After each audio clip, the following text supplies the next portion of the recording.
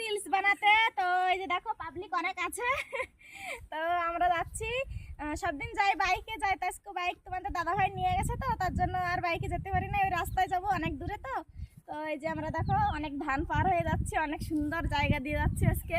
তো ভাবলাম আমার বন্ধুদেরকে একটু দেখাবো, তো চলো।